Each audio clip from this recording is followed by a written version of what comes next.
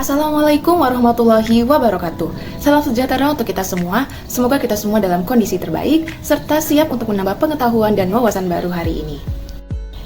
Sebelumnya kami ucapkan terima kasih kepada Ibu Profesor Dr. Hajah Hasna Faiza ARM Hum selaku dosen pembimbing mata kuliah fonologi yang telah membimbing kita semua, serta teman-teman sekalian yang kami sayangi.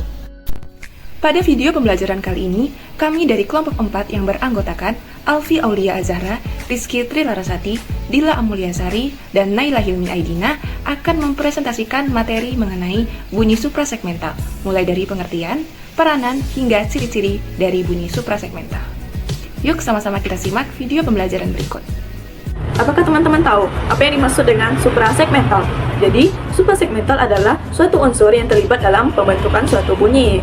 Nah, dalam suprasegmental dikenal dua unsur penting, yaitu frekuensi dan amplitudo, atau yang biasa kita sebut dengan ciri akustik. Frekuensi adalah jumlah getaran suara ketika bunyi dihasilkan, dan amplitudo adalah lebar gelombang suara ketika bunyi dihasilkan.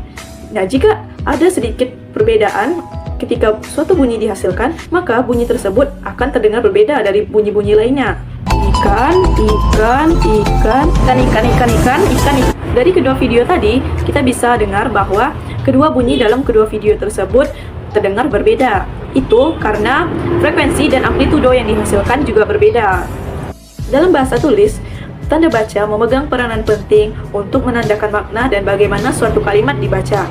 Misalnya, tanda baca titik untuk menandakan bahwa suatu kalimat tersebut adalah kalimat pernyataan, dan tanda tanya untuk menandakan bahwa suatu kalimat tersebut adalah kalimat pertanyaan.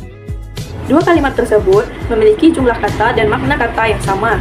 Namun, jika kita perhatikan lebih lanjut, dua kalimat tersebut memiliki akhiran tanda baca yang berbeda.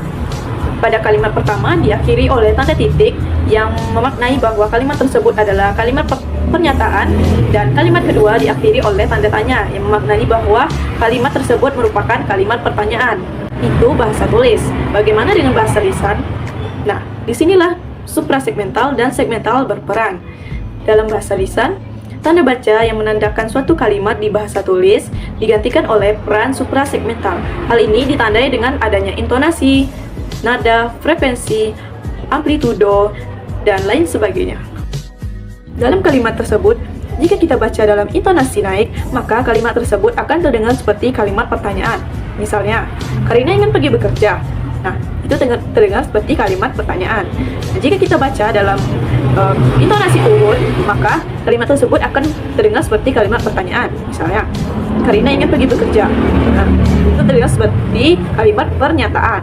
Selain itu, penekanan pada kata-kata tertentu juga bisa memberikan perbedaan informasi. Misalnya, penekanan Dengan datang, sehingga bermakna ada guru yang baru datang.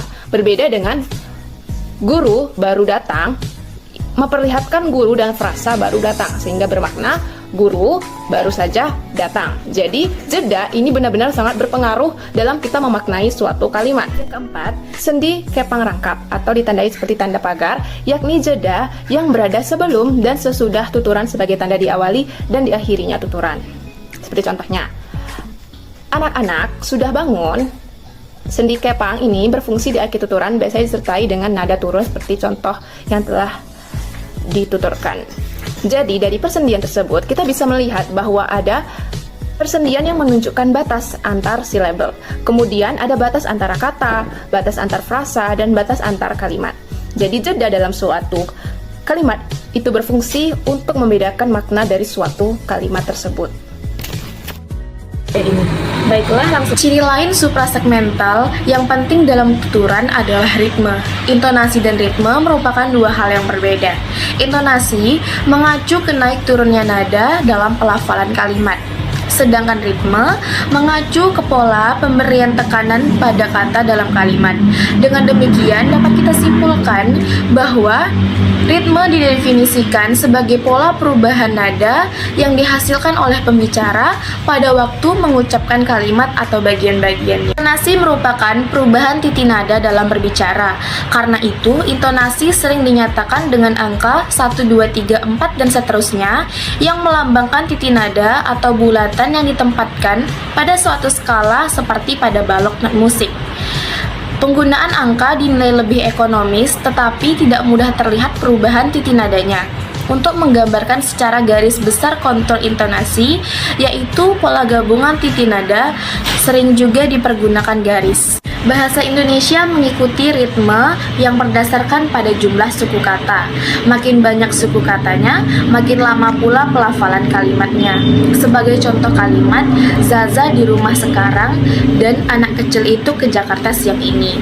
Karena jumlah suku katanya yang lebih banyak, kalimat anak itu ke Jakarta siang ini dilafalkan dengan waktu atau durasi yang lebih lama dibandingkan dengan kalimat Zaza di rumah sekarang. Sebagaimana telah dijelaskan bahwa intonasi merupakan urutan pengubahan nada dalam untaian tuturan dalam suatu bahasa.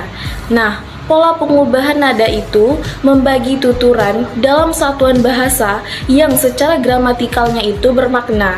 Tiap-tiap pengubahan nada itu menyatakan informasi sintaksis itu sendiri. Bagian kalimat, tempat berlakunya pola pengubahan nada disebut kelompok tona. Pada setiap kelompok tona terdapat satu suku kata yang terdengar menonjol menyebabkan terjadinya perubahan nada. Satu kata itu mendapat aksen. Dan perlu dicatat bahwa kelompok tona tidak mempunyai hubungan satu lawan satu dengan hubungan sintaksis. Demikianlah video pembelajaran dari kelompok 4. Semoga dapat bermanfaat bagi kita semua. Mohon maaf bila ada kesalahan kata. Wabillahi taufiq wal hidayah. Wassalamualaikum warahmatullahi wabarakatuh.